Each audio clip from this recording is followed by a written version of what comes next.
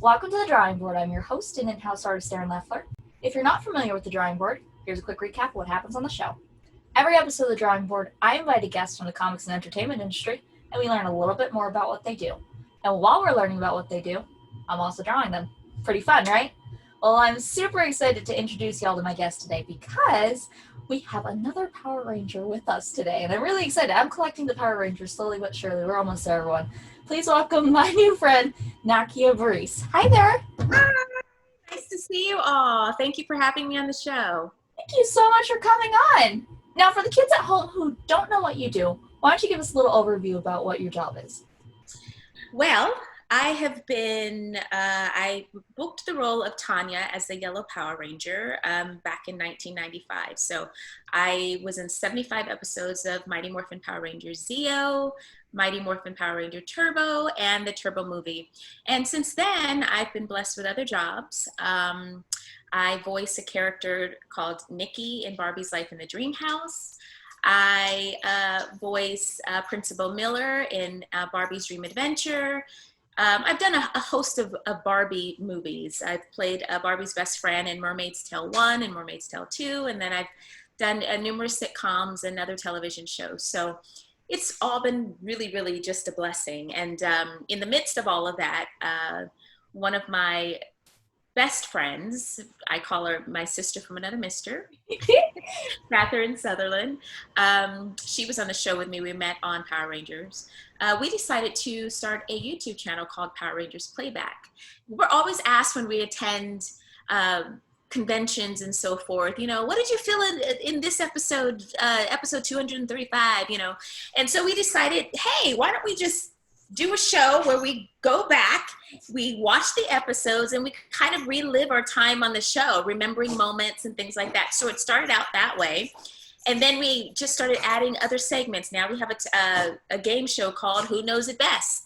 Trivia. So it's celebrities. So far we've had Power Rangers and we've had fans, and they battle of who knows it best in certain episodes and certain characters, and that's been a lot of fun. We have Power Cook-Off, we do Favorite Things segments, so we've just really explored with our television YouTube channel. It's been great. Cool. And I know probably a lot of my viewers right now are my kiddos who love Barbie, so there you go. You got a voice from Barbie now, finally, everyone. This is so exciting. Yes. It's been, I'm sorry, I didn't hear you. Oh, no, I was just going to say, it was, you know, when I booked the role of Fallon on Barbie's Barbie's Mermaid's Tale, they liked my voice, the producers liked my voice, and so they asked me about, you know, portraying the role of Nikki in Barbie's Life in the Dream House. And they were coming up with this really fantastic idea. If you guys have never seen Barbie's Life in the Dream House, it's on Netflix. It's hilarious. We're Barbie dolls, but sometimes we don't know we're Barbie dolls. We think we're human. And just the writing is so funny, so funny. And now they have Barbie's Dream Adventures, which is played by another cast, but I play Principal Miller on there. But it's just been a fantastic ride. And there's a movie coming out soon, so watch out for that. That's so exciting. Now, that's two really different avenues, because you do one in person and then that one's a voiceover. So I can imagine that it's the easiest switching from back and forth to both of them because, well, they're very different in what they are. So for you, what are some of the challenges you find with doing both these different styles of acting? Well, I would say voiceover. When I first got into voiceover, I was really a bit nervous because I didn't know a lot about it. And it's, you know, it's really about your voice. You can go there in your pajamas and a swimsuit if you chose. Nobody can see you except, you know, those that are behind the screen. So you want to be dressed. But it's really about your voice and what you can bring to the character through your voice. So I've found a new love for voiceover with just creating, you know, various voices and, you know, different dialects and things like that. So I just enjoy using dialects. When I was on Heart of Dixie, I got to be Southern. And in the very first episode, I got ran over by my sister. And we're sitting here talking and bickering like this. It was just so much fun. I really enjoy voiceover, and I just love on camera as well. So yeah, there are two different avenues, I guess you would say, but they're just when you love it and it's something that excites you, I don't think it's as difficult. When you're becoming the character, though, that can be a bit challenging. Coming up with character traits, especially when you're trying to not portray you necessarily. I don't know if that makes any sense, but yeah, Absolutely. they're both great. I love them both tremendously. I can imagine it's hard not to put every part of yourself into a character on screen because it's a little outside of us, to step into somebody else's shoes. Right. Absolutely. Well, in every character, it has to be a part of you. And I remember my acting instructor, what she says all the time, because when you're talking about a character, say I play a character Erica, and you're like, yeah, so she, and my coach would always say, no, you don't say she, you say you, because you're the one that's been, because growing up, I'd always be like, yeah, so I'm playing this character, and I would kind of disassociate myself from that person. But there's aspects of you that come into every character, because that's what makes it unique. That's what makes your portrayal unique. Because only you can be you know? Absolutely. Now, this is a question I love getting to talk about because a lot of times when I guest at Comic Cons, a common thing that I hear from kids is they think the only way to get good in your profession, whether it's acting, art, music, you name it, the only way to get good at it is to only do your job 24/7. So this is where we get to talk a little bit about hobbies and how important they are to being good in your job. So for you, do you have any hobbies that you find really help you unwind and do better when you're doing your work? Wow, that's a very good question. I do. What are some things? Well, I like to travel. Obviously, right now that's not quite happening. Yeah. But I love traveling and I love seeing new things. And during this whole COVID thing, just to get out of the house, my husband and I will take a drive out, to the beach, ride around, look just at sightseeing. We try different restaurants and um, we choose different television shows to just sit down and watch. We play every Sunday. We have family night. I have two boys. I have a 20-year-old and a 17-year-old. So every Sunday we have family night, and then each of us, it goes around. Each of us gets to choose what we do for family night. So last week, the week before last was my turn. So I chose Guitar Hero. My older son bought Guitar Hero, which I thought was so cute because we haven't played it since he was like 10 and my other son was 7. And so we become our own little rock band here and we rock out even if my singing is not the greatest. We have just the best time. And sometimes we play board games, but I'm all about having fun for sure. Another thing that I do for my friends and family is, once or twice a year, we try to have family game night where there's probably about 50 people at my house. And we get into, you have to get into groups of 5 and you stay with those groups until the end. And we have little trophies for them. They win gifts, whoever wins, all of the different games that we play. And we just have a good old time. So I'm all about having fun. So yeah, if you choose to do, I know that there's a lot of people that believe in method acting, and I think whatever works for the person is great, but I think that it could be very challenging to portray a character all day, every day, for your entire life.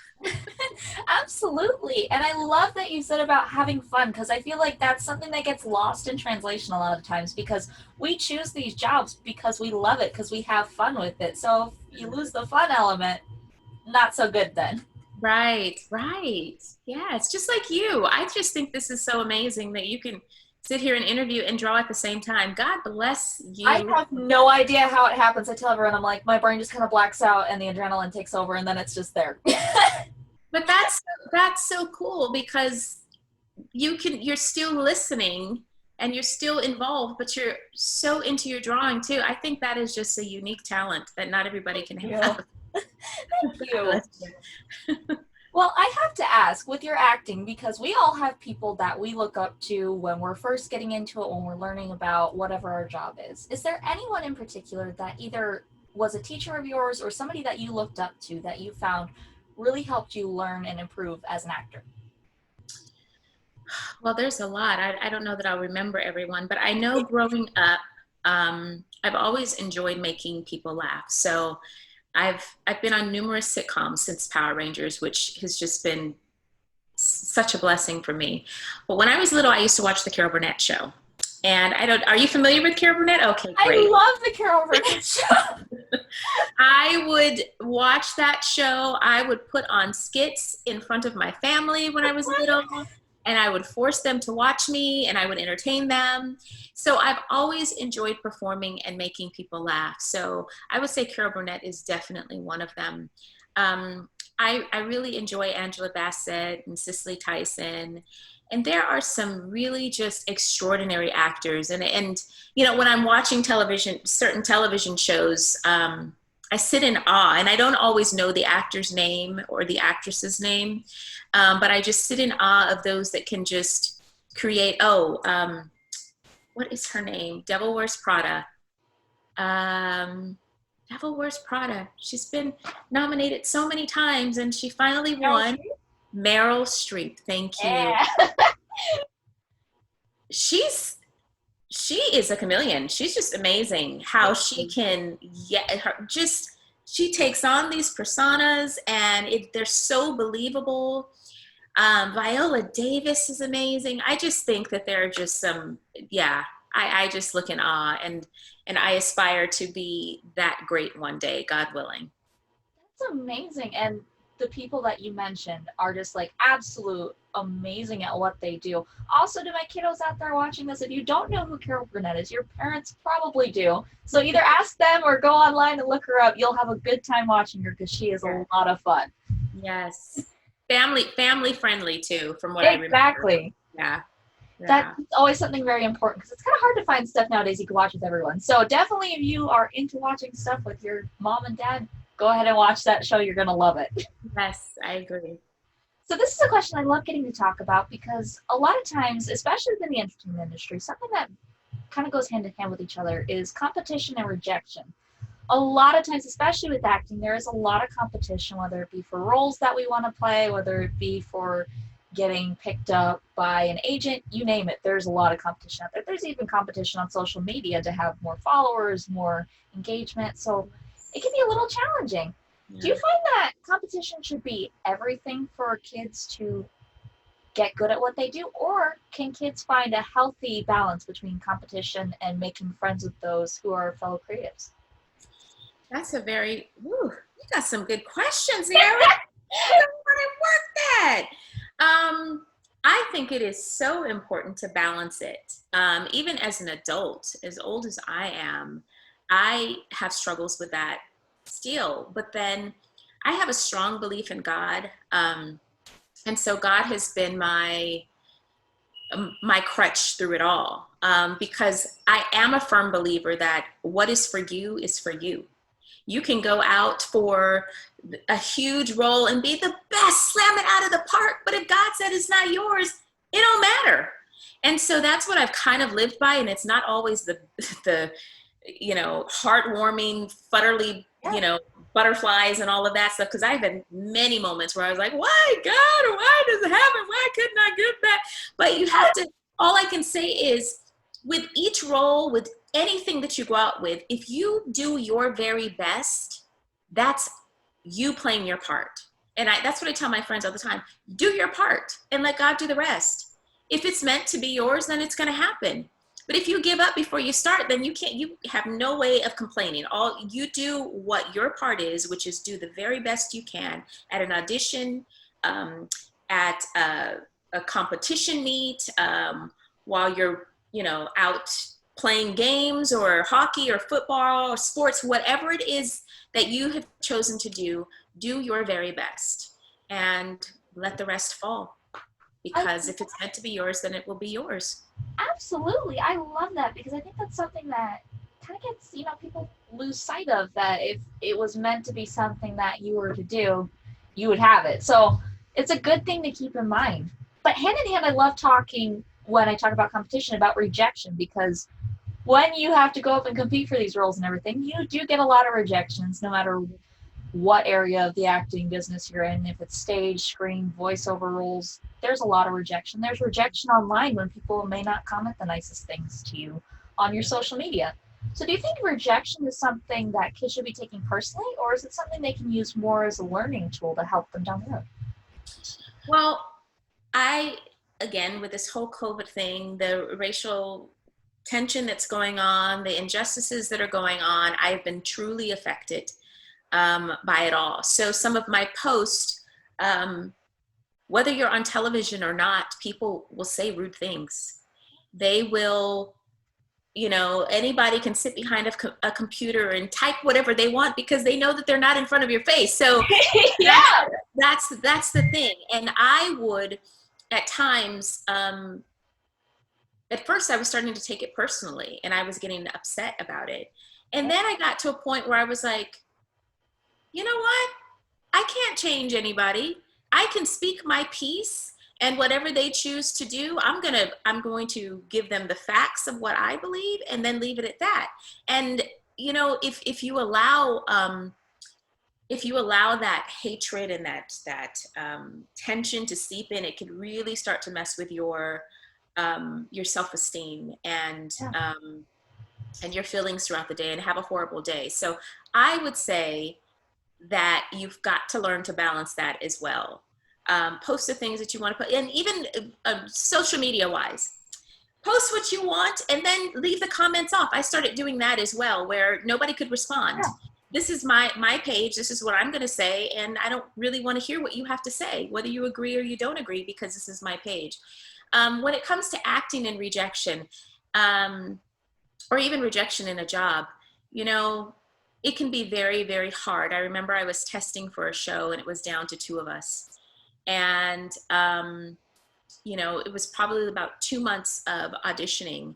And I was so excited about the possibility of being on this show. And God didn't choose me. He ended up choosing the other young lady. And I was so broken and so upset and so just didn't understand.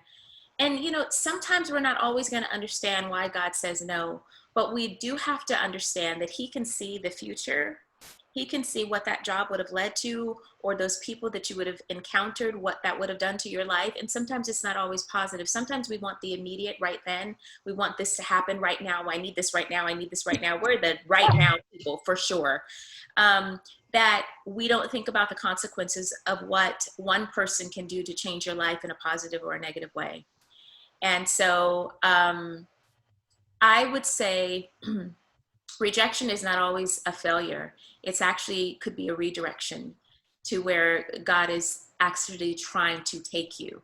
And the interesting thing is with getting no for that television show, I ended up booking something that was extraordinary right afterward that, paid me tremendously more.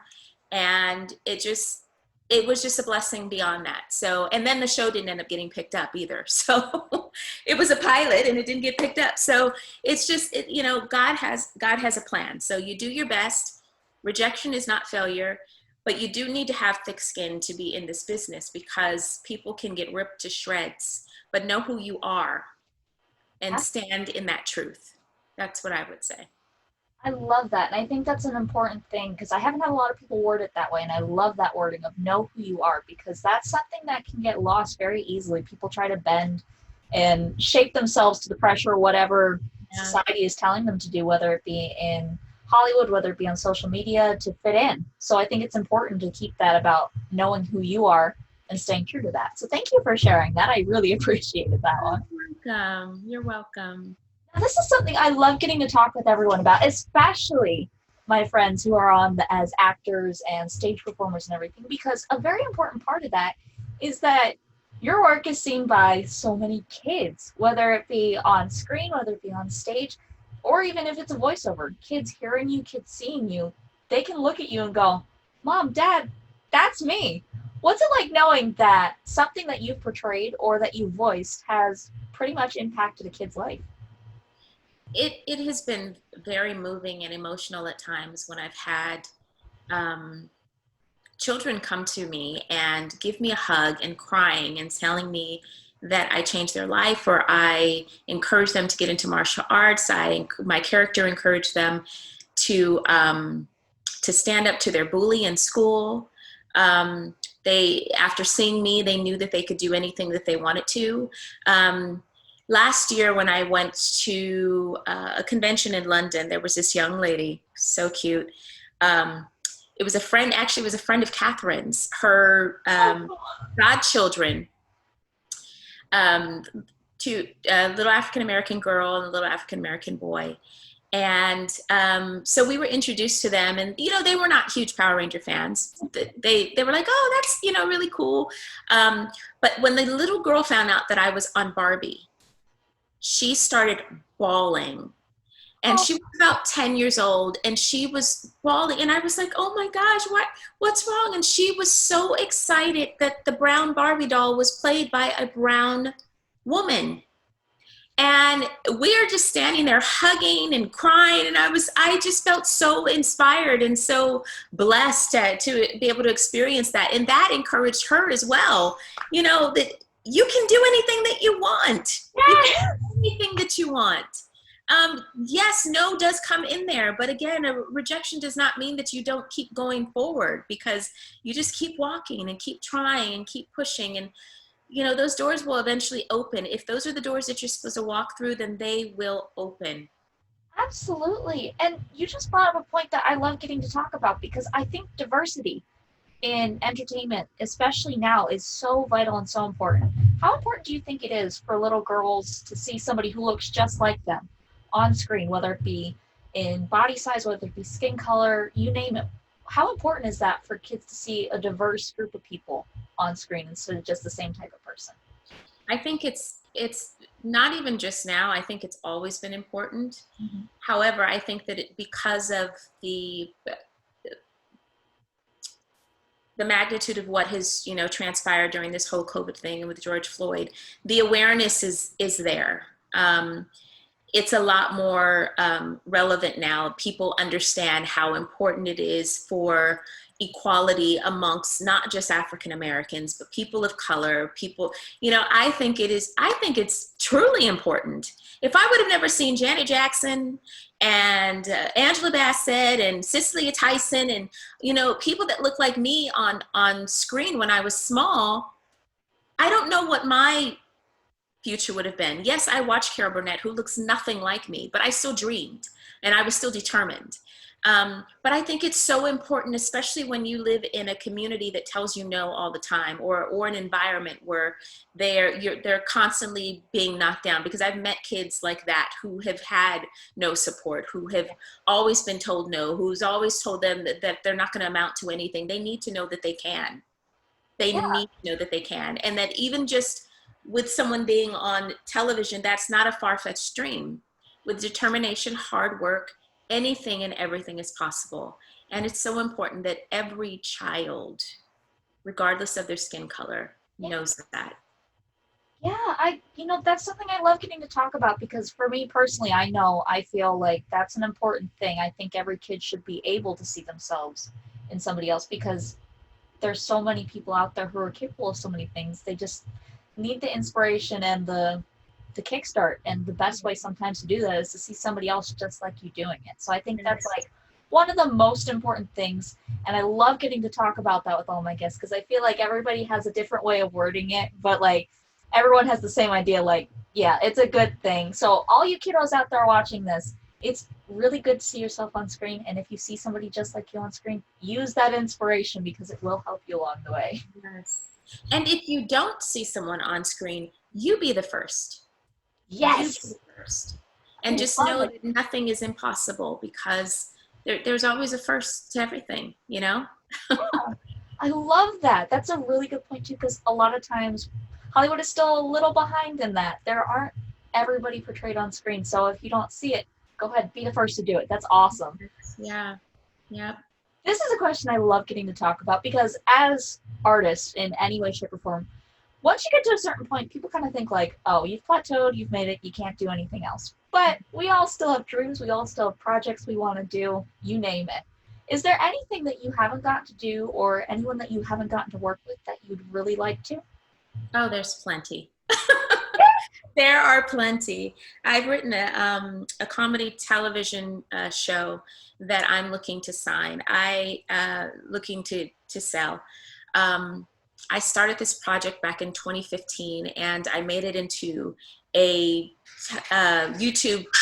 YouTube web series at first. So we did like 2 seasons. It was called Class Dismissed. It was something that I love comedy, so I wanted to write comedy. I wanted to portray a character that I haven't gotten a chance to portray.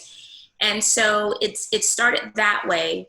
And then we wrote a pilot for it, which we're trying to sell. So my goals, my hope, my desires are to sell my television show, to star in my own television show, to produce my own television show, and to be able to bless other people with work as well.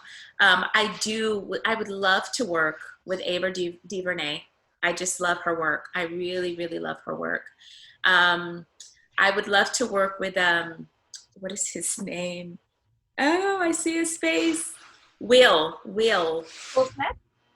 Say it again. Smith? Will Ferrell. Will Ferrell. Oh my goodness, I love Will Ferrell. He's so funny. Him and Tina Fey, Maya Rudolph. I got a chance. I did a Sling commercial with Maya Rudolph, so I got to hang out with her for a little bit, and she's just so down to earth and just such a beautiful person. I would love to work with her too. That would be really, really great. I've worked with Melissa McCarthy way back in the day. And it was so brief. It was on Samantha. It was called Samantha Who, and I had done the pilot episode, and that's when I met Melissa. But it was before she became a huge star like she is now. I just think when you have comedy chops like these women and Will Ferrell do, it's amazing to be able to make people laugh, to be able to and to do it genuinely too. So I've always been in awe of that. So I would love to work with them. That is awesome. I don't blame you. Those people that you mentioned are amazing. And also, for all my kids out there watching this, if you're not sure who Will Ferrell is, if you've seen the Lego movie, you'll figure it out very quickly who he is. He's in the Lego movie. So he's definitely a fun one, I'm sure, to work with, because he just seems like so much fun. So a couple more questions for you before I show you what I was able to do on my end, which I still don't know how it happened, but it's here. Oh, hey, man. Something I love getting to talk about is we always tend to learn lessons over our time doing our job, whether it be an easy lesson to learn or a hard lesson to learn. We learn something that maybe would have helped us when we started out in our jobs. Is there anything that you can think of that you wish you would have known when you started that you know now?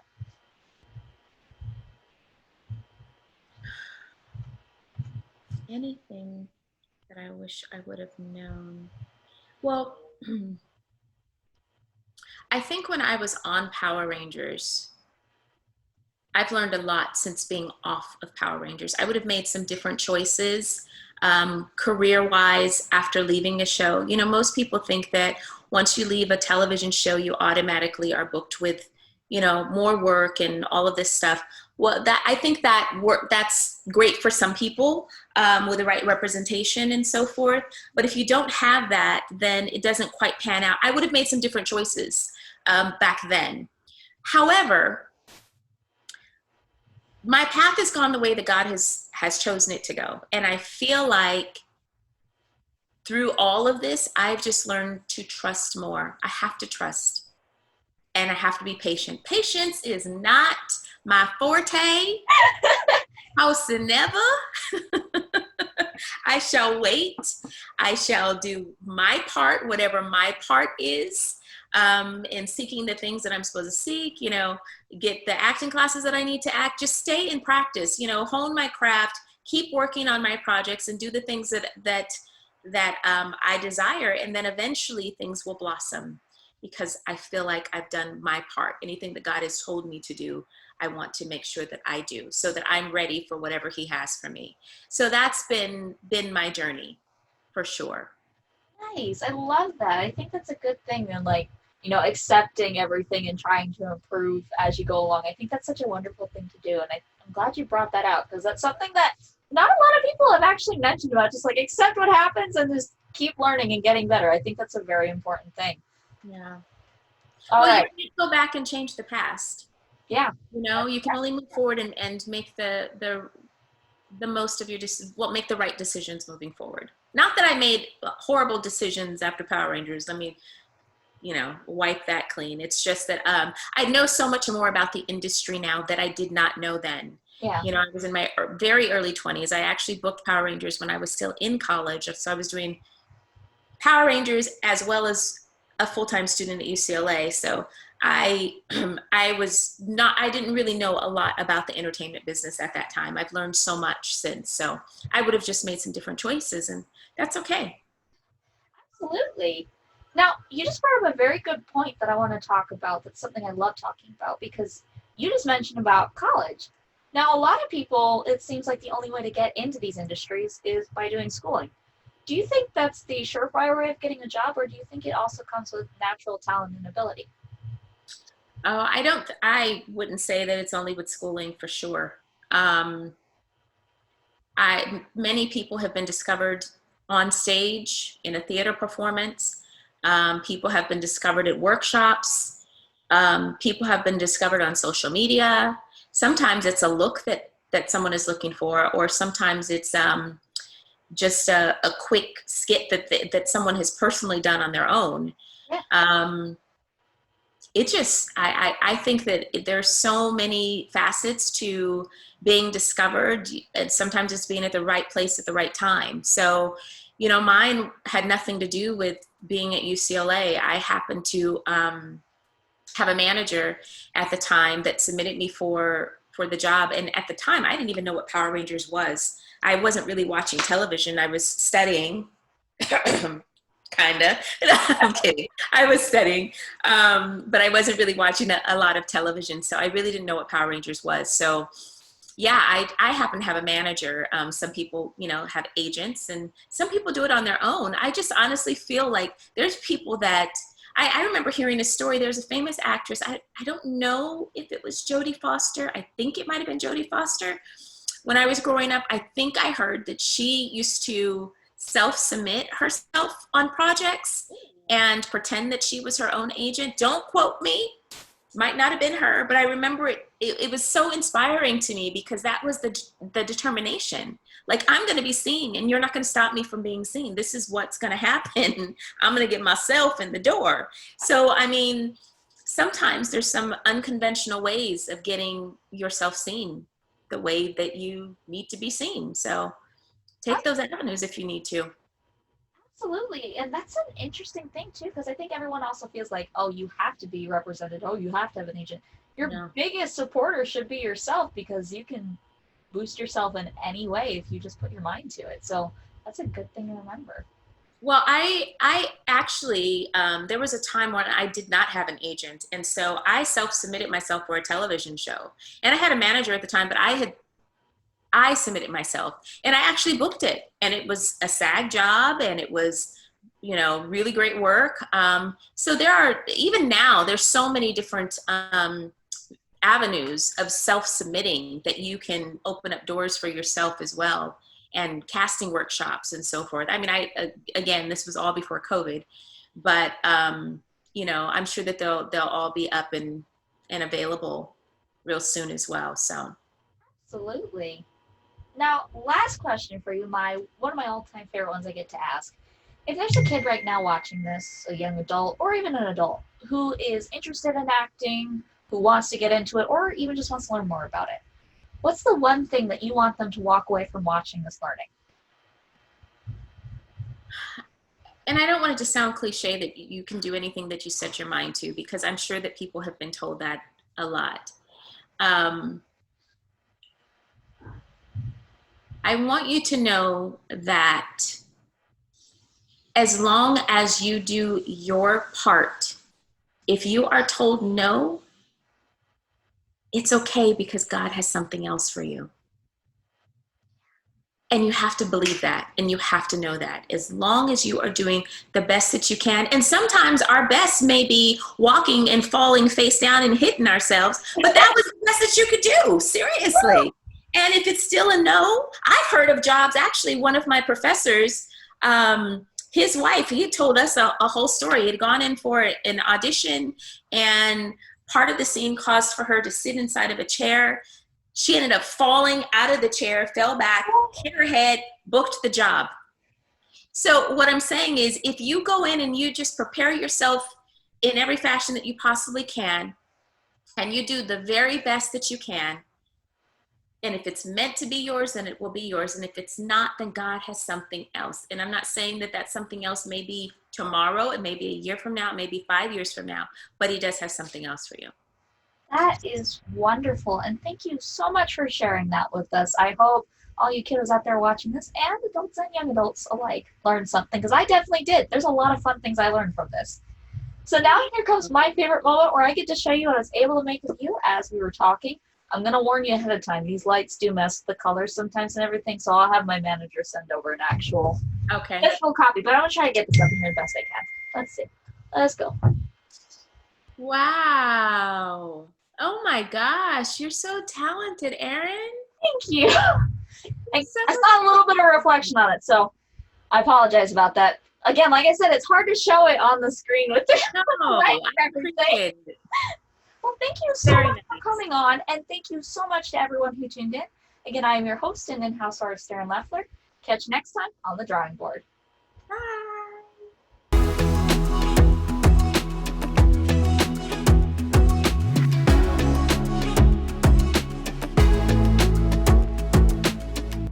I don't have one of the clickers yet, so I'm like, this is how I'm going to stop it. This is where I stop it.